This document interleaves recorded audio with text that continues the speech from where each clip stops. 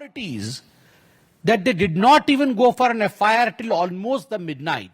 And the most important question that the father raises, कि वहां medical छात्र थे जो सब कुछ जानते हैं स्वाभाविक है, हम जो मेडिकल का छात्र होता है वो जानता है नेचुरल डेथ क्या होती है, अननेचुरल डेथ क्या होता है, होमिसाइड क्या होता है, रेप एंड अटेम्प्टेड मर्डर या रेप एंड होमिसाइड क्या होता है, ये सब विषय, ये टर्मिनोलॉजीज मेडिकल छात्र जानते हैं. वहां हर कोई सब कुछ जानता था. उसके बावजूद भी प्रशासन और पुलिस की धृष्टता को देखिए कि उन्होंने जो लिखा है उसमें कॉज ऑफ डेथ में अननेचुरल डेथ केस लिखा है.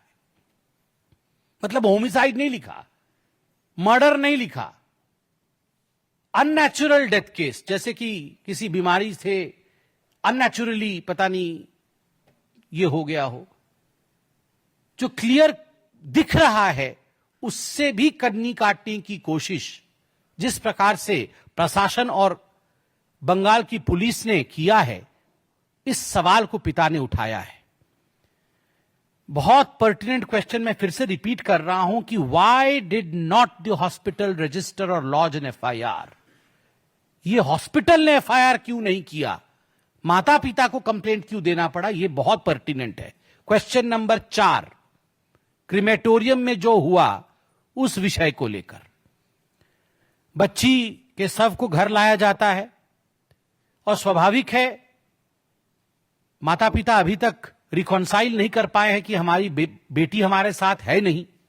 वो चाहते थे कि बच्ची को कुछ और समय तक हम अपने घर में रखें. They wanted to keep the dead body of their beloved daughter in their home for a longer span of time so that all the relatives, the near and the dear ones, including themselves, can spend the last time with the daughter. अपनी बच्ची के साथ कुछ समय वो एकांत में बिताना चाहते थे, मगर उन्हें फोर्स किया गया. और यहां वो पिताजी कहते हैं कि ताला पुलिस स्टेशन जो था उसके 300 से 400 जवान वो हमें नॉन स्टॉप घेरे हुए थे. आप सोचिए, माता पिता, बूढ़े माता पिता के कंधे पर जवान बेटी या बेटे के शव का बोझ, वो अपने आप में किसी भी सोसाइटी में उससे भारी बोझ नहीं होता है. एक जवान बेटी के शव का बोझ, उसके साथ क्या हुआ, उसकी ट्रॉमा, और उसके ऊपर 300-400 पुलिसकर्मी माता पिता को घेरे हुए, जल्दी से क्रिमेशन करिए, जल्दी से क्रिमेशन करिए. And the father says we were literally forced to cremate the body, we had no option. हमारे पास कोई और चारा नहीं था, हमने फोर्सफुली क्रिमेशन किया. और 5वां प्रश्न अपने आप में ही बहुत घातक है. 5वां प्रश्न जो हमारी विक्टिम है उनकी आंट और उनके पिताजी दोनों ने पूछा है. जो बाकी रिश्तेदार थे, लगभग 15 रिश्तेदार उस समय अस्पताल आ चुके थे जहां मर्डर, होमिसाइड, रेप इत्यादि हुआ है, जहां यह जघन्य कांड हुआ था, वहां 15 रिश्तेदार आ चुके थे. इन 15 रिश्तेदारों के मौजूदगी में सबने देखा कि माता पिता कार में बैठ के एम्बुलेंस के आगे गए. सभी रिश्तेदारों की इच्छा थी कि हम एम्बुलेंस में बिटिया के साथ जाएं. स्वाभाविक है माता पिता को बहुत आघात लग रहा होगा, वो कार में गए हैं, मगर रिश्तेदार एम्बुलेंस में बैठना चाहते थे. और जब इस विषय को लेकर रिश्तेदारों ने पुलिस को अप्रोच किया कि हम बिटिया के साथ एम्बुलेंस में जाएंगे, हम उनकी बुआ हैं, हम चाची हैं, हम काकी हैं, आमी काकी मां, मैं जाऊंगी या मैं जाऊंगा, उस समय पुलिस ने तुरंत एम्बुलेंस के गेट को बंद कर दिया और कहा नहीं, आपके लिए संभव नहीं है, क्योंकि यहां का जो TMC का लोकल काउंसिलर है उसने अपने आप को लोकल गार्डियन लड़की का घोषित कर दिया है और वो एम्बुलेंस में बैठ गया है. मुझे तो समझ में नहीं आ रहा है, जहां 15 रिश्तेदार हो, माता पिता हो, where was the death of a guardian? Were there no local guardians that a counselor of TMC had to become a local guardian to sit in the ambulance? Ambulance में उस local guardian, quote unquote TMC का counsellor, उसने क्या किया? Did he play with the evidences or did he destroy the evidences inside the ambulance? आखिरकार उनके रिश्तेदारों को एम्बुलेंस में जाने की अनुमति पुलिस ने अफरा तफरी में क्यों नहीं दी? अफरा तफरी में एम्बुलेंस के गेट को क्यों बंद किया और तुरंत एम्बुलेंस को वहां से क्यों भगाया? इन अ हरी इन अ जिफी, आज अखबारों में लिखा हुआ है, लेफ्ट इन अ हरी। क्यों?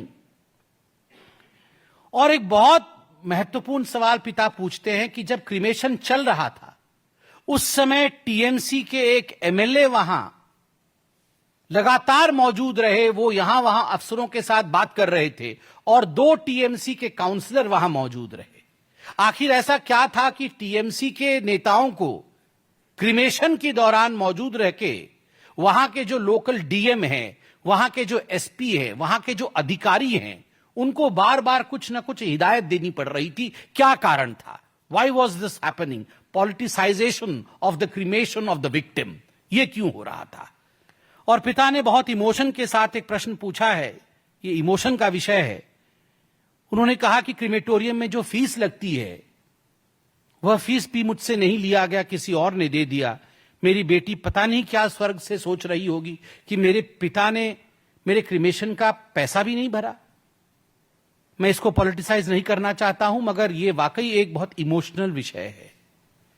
एक पिता और एक माता जो अपने बेटी के अंतिम संस्कार के लिए जो कुछ पैसे होते हैं वो देना चाहते हैं, मगर वो किसी और ने दे दिया है, किसी पॉलिटिशियन ने, कोट अनकोट, मुझे पता नहीं पॉलिटिशियन ने दिया या अधिकारी ने दिया, इस विषय में क्लैरिटी नहीं है। किसी ने क्यों दिया? वहां भी डीसी नॉर्थ पैसा देने की कोशिश कर रहे थे, यहां भी उसी प्रकार की हालत है। तो पिता पूछते हैं आखिर ऐसा क्यों हो रहा है? इस प्रकार से मुझे बार बार पैसा क्यों देने की कोशिश हो रही है? पिता का आखिरी प्रश्न है कि जो डीसी सेंट्रल है, इंदिरा मुखर्जी और कई आईपीएस ऑफिसर्स, ये जो प्रेस कॉन्फ्रेंस करके झूठ के तथ्य को रख रहे हैं, वो तथ्य पूरी तरह से सरासर झूठ है। इसलिए उन तथ्यों पर ध्यान नहीं दिया जाए। एक वीडियो भी इनके पिताजी का पहले दिखाया गया था जिसमें वो कह रहे थे कि हमें किसी ने पैसा देने की कोशिश नहीं की। उन्होंने उसका भी आज खुलासा किया है, उससे भी पर्दा हटाया है कि जब बिटिया की जघन्य तरह से मौत हुई उसके पश्चात कुछ पुलिस अधिकारी हमारे घर आए थे और उन्होंने कहा कि देखिए, अगर आप चाहते हैं कि इन्वेस्टिगेशन ठीक ठाक तरीके से हो और इन्वेस्टिगेशन में हम किसी प्रकार से त्वरितता दिखाएं, तो आप जो हम कह रहे हैं वही वीडियो में कहिए। आप कहिए कि हम ठीक कर रहे हैं और हमने आपको पैसा देने की कोशिश नहीं की। इसलिए कौन सा पिता या कौन सी माता नहीं चाहती है कि उनके बच्चे के मृत्यु का जो इन्वेस्टिगेशन चल रहा है वो त्वरित गति से हो, वो शीघ्र हो? तो स्वाभाविक है इसमें भी पिता के ऊपर प्रेशर डाल के उनसे जो वीडियो लिया गया है उसके विषय में कल खुलासा हुआ है। जब तक मुख्यमंत्री ममता बनर्जी और विनीत गोयल, कमिश्नर कलकत्ता, अपने पद पर, अपने आसन पर बने रहेंगे, यह संभव नहीं है कि इन्वेस्टिगेशन फेयर तरीके से हो। एक बहुत बड़ी बात और है, आप सबको मैं एक चिट्ठी दिखाऊंगा और इस चिट्ठी के विषय में बताना चाहता हूं। यह चिट्ठी आरजी कर मेडिकल कॉलेज के प्रिंसिपल घोष साहब ने लिखा है। 10 तारीख की चिट्ठी है। जो हत्या और रेप विक्टिम का होता है वो इंटरवेनिंग नाइट 8 और 9 तारीख के बीच होता है और 10 तारीख को यह चिट्ठी जारी की जाती है। इस चिट्ठी का मेमो नंबर है RKC/4197 और यह चिट्ठी संबोधित है to the executive engineer PWD electrical. ये मेडिकल कॉलेज के PWD इलेक्ट्रिकल इंजीनियर को और बाकी इंजीनियर्स को संबोधित है।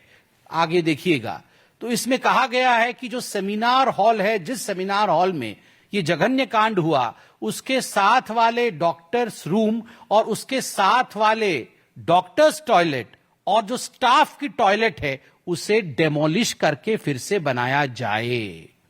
पहले जब भारतीय जनता पार्टी और जनता जनार्दन ने, मीडिया ने इस पे सवाल उठाया था, उस समय कलकत्ता की प्रशासन ने, कॉलेज के प्रशासन ने, बंगाल की सरकार ने, ममता जी ने कहा था यह निर्णय तो पहले से हो चुका था, ये 8 और 9 तारीख के पहले से निर्णय हो चुका था. It had nothing to do with the dates. मगर ये चिट्ठी इशू हुई है 10 तारीख को, अर्थात हत्या और बलात्कार के पश्चात ये चिट्ठी आनन फानन में इन्होंने एक्सप्रेस मोड ये चिट्ठी इशू हुई है. और सबसे बड़ी बात है इस चिट्ठी में कि PWD department says that engineers ने ये जो निर्णय लिया है, ये निर्णय किसके साथ बैठने के बाद हुआ है? मीटिंग उसी दिन हुई है 10 तारीख को. किसके साथ हुई है? Principal secretary department of health and family welfare government of West Bengal and the director of medical education department of health and family welfare government of west bengal.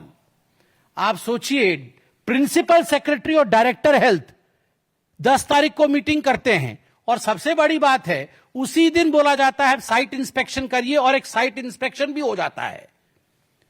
Body की इंस्पेक्शन नहीं हो सकती है. बॉडी के इंस्पेक्शन में 12-12 घंटे की डिले हो रही है, मगर साइट इंस्पेक्शन तुरंत नोटिस निकल जाता है, डेमोलिश कर दिया जाता है और काम शुरू किया जाता है. क्यों? स्टाफ टॉयलेट को और डॉक्टर्स के टॉयलेट को इतनी त्वरितता के साथ क्यों डेमोलिश किया गया? और जिन डॉक्टरों ने इस डेमोलिशन के फोटो को ट्विटर, सोशल मीडिया इत्यादि में छोड़ा, उनके ऊपर कार्रवाई हुई, उनको अरेस्ट करने की धमकी दी गई, कंप्लेंट रजिस्टर किया गया कि ये सब भड़काने की कोशिश कर रहे हैं. मगर चिट्ठी झूठ नहीं बोलती. 10 तारीख की ये चिट्ठी है. आनंद फानन ने, जब प्रिंसिपल सेक्रेटरी इन्वॉल्व है, that means none other than chief minister. Principal secretary को कौन हुक्म देगा? प्रिंसिपल सेक्रेटरी को चीफ सेक्रेटरी और मुख्यमंत्री ही हुक्म दे सकते हैं. तो स्वाभाविक रूप से मुख्यमंत्री के हुक्म पर अगर आप उसी दिन चिट्ठी जारी करते हैं और एविडेंसेस को मिटाने की कोशिश करते हैं, जो हत्यारा होगा, मैं सीबीआई नहीं हूं, मैं एक आम आदमी हूं, मैं पुलिस भी नहीं हूं, मैं एक आम आदमी हूं, मगर मेरे में भी इतनी बुद्धि है कि जहां हत्या और बलात्कार हुआ है, हो सकता है और पूरी तरह से संभव है कि हत्यारा और बलात्कारी वो स्टाफ टॉयलेट गया होगा, खून के धब्बों को मिटाने के लिए गया होगा, अपने आप को साफ करने गया होगा. तो आपने उस क्षेत्र को तोड़ क्यों दिया? और सीबीआई अगस्त 13 को पिक्चर में आती है, और जब अगस्त 13 को सीबीआई पिक्चर में आती है, प्रोब को अपने हाथ में लेती है, तब तक ना स्टाफ टॉयलेट है और ना डॉक्टर्स की टॉयलेट है, क्योंकि उन्हें 10 तारीख को ही आनन फानन में इंस्पेक्शन करा करके तोड़ दिया गया है. ये ममता बनर्जी की कॉम्प्लिसिटी के बगैर, विनीत गोयल जो वहां के पुलिस कमिश्नर हैं, उनके कॉम्प्लिसिटी के बगैर संभव नहीं है. और जब तक ममता जी और विनीत गोयल जी कमिश्नर और मुख्यमंत्री बने रहेंगे, तब तक एक फेयर ट्रायल संभव नहीं है. इसलिए भारतीय जनता पार्टी दोनों को ही ये कहती है कि step down from your post for a fair trial and justice to the victim.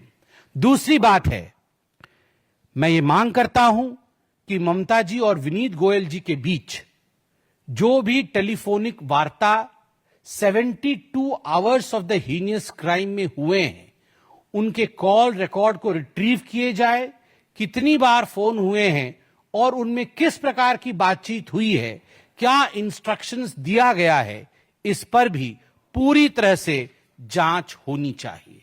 Thank you so much. कोई प्रश्न हो तो अवश्य पूछें.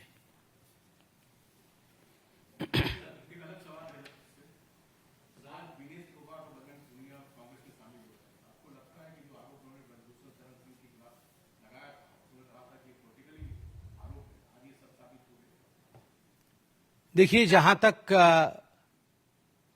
कुछ खिलाड़ियों का आज कांग्रेस पार्टी में ज्वाइन करने का सवाल है, एक लोकतांत्रिक देश है, कोई भी किसी भी पॉलिटिकल पार्टी में ज्वाइन कर सकता है. मगर हां, जो प्रश्न आपने पूछा कि क्या कहीं ना कहीं इन दोनों ने राजनीति की, मैं तो इसका उत्तर नहीं देना चाहूंगा. मैंने तो कहा डेमोक्रेटिक कंट्री है, मगर हां, जनता भी और मीडिया के साथी भी और कई बार बुद्धिजीवी भी ये सवाल तो पूछेंगे भी. ये डेमोक्रेटिक कंट्री है तो उनका भी अधिकार है कि सवाल पूछेंगे, मगर मैं इस सवाल के उत्तर से बचूंगा. बाकी जनता जनार्दन है।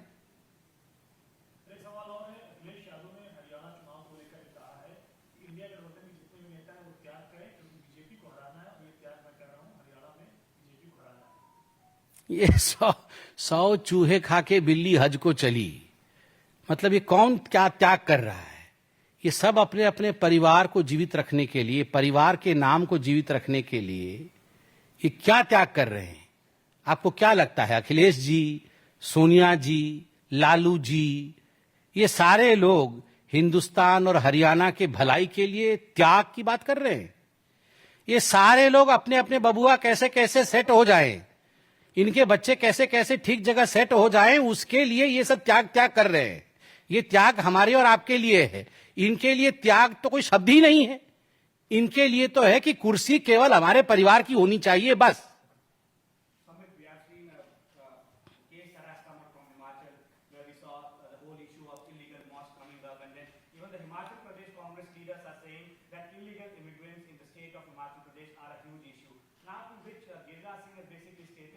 Pan-India NRC is needed. Understand, he has raised questions on stand of Rahul Gandhi, that what exactly he has to say on this particular issue what's happening in Himachal Pradesh. See, I will go through the issue. I'll go through the issue and then I will come back on this because I'm not well versed with this issue. I'll go through the issue.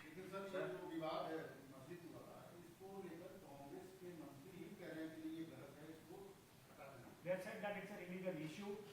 I'll go through the issue. Of course, I'll before replying anything, I have to go to the depth of the issue and then reply. Sir, आज राजेंद्र पाल गौतम ने कांग्रेस की सदस्यता ले ली है और उन्होंने कहा है कि देश में लगातार दलितों पर अत्याचार हो रहे हैं और कांग्रेस जो है राहुल गांधी मोहब्बत की दुकान की बात करते हैं। मुझे याद है ये राजेंद्र पाल गौतम जी ने जब हिंदू देवी देवताओं को गाली दी थी, आम आदमी पार्टी में थे, मैंने ही प्रेस कॉन्फ्रेंस किया था और आप सब आए थे उस प्रेस कॉन्फ्रेंस में। देखिए, आज कुछ अनूठा हुआ नहीं।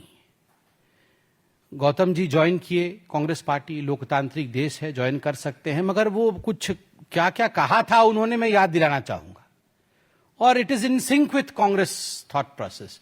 जैसी कांग्रेस की सोच है, मुझे लगता है गौतम जी ने भी जो हिंदू देवी देवताओं के खिलाफ कहा था वैसी ही सोच है। गौतम जी ने कहा था, मैं ब्रह्मा विष्णु महेश को कभी ईश्वर नहीं मानूंगा और न ही उनकी पूजा करूंगा। आप तो जानते ही हैं, कांग्रेस तो मानती ही नहीं है। कांग्रेस के लिए तो सर्वे सर्वा गांधी परिवार ही है। तो जैसे कांग्रेस वैसे ही गौतम जी ने पहले भी कहा था और उन्होंने कहा था, मैं राम और कृष्ण को ईश्वर नहीं मानूंगा और न ही कभी उनकी पूजा करूंगा। तो सोनिया जी भी कहती है राम डज नॉट एग्जिस्ट। तो उन सोनिया जी के कहने पर एक हलफनामा, एक एफिडेविट दिया गया था सुप्रीम कोर्ट में कि राम डज नॉट एग्जिस्ट। तो राहुल गांधी हो या गौतम जी हो, तो दोनों ही राम के अस्तित्व को नकारते हैं। तो आज दोनों मौसेरे भाइयों का मिलाप हो गया है जो राम को नहीं मानते हैं। और तीसरी बात जो कहा था गौतम जी ने कि ये गौरी गणपति कौन है, गणपति जी, ये गणपति आदि हिंदू धर्म के सभी देवी देवताओं को नहीं मानूंगा और न ही उनकी पूजा करूंगा। ये गणपति जी कौन है आपको महाराष्ट्र बताएगा। गौतम जी, आपने कहा ना गणपति जी कौन है, मैं उनकी पूजा कभी नहीं करूंगा, उनको नहीं मानता हूं। राहुल जी, आप भी गणपति जी को नहीं मानते हैं, मैं जानता हूं। और मैं इस पोजीशन से आज महाराष्ट्र से एक सवाल करता हूं। महाराष्ट्र के मेरे प्यारे बंधुओं, आप लोगों के कारण आज पूरे विश्व में धूमधाम से हम सब गणपति जी को मानते हैं, मगर जिस धूमधाम से आप लोग गणपति जी की पूजा करते हैं, अर्चना करते हैं, विसर्जन करते हैं, वो एक उत्सव होता है, एक गौरव का विषय होता है सनातन के लिए। और आज एक ऐसे व्यक्ति के साथ राहुल गांधी खड़े हैं जो कहते हैं गणपति कौन है, मैं तो गणपति को मानूंगा ही नहीं। तो राहुल गांधी जी का इस पे क्या कहना है? वो गणपति को मानेंगे और पूजा करेंगे, या चूंकि गौतम जी आ गए हैं राहुल जी के पास, तो महाराष्ट्र के सारे कांग्रेस के नेता अब गणपति जी की पूजा नहीं करेंगे? इसका उत्तर भी दे जरा वो। धन्यवाद। For more such videos, subscribe to the NewsX YouTube channel, hit the bell icon.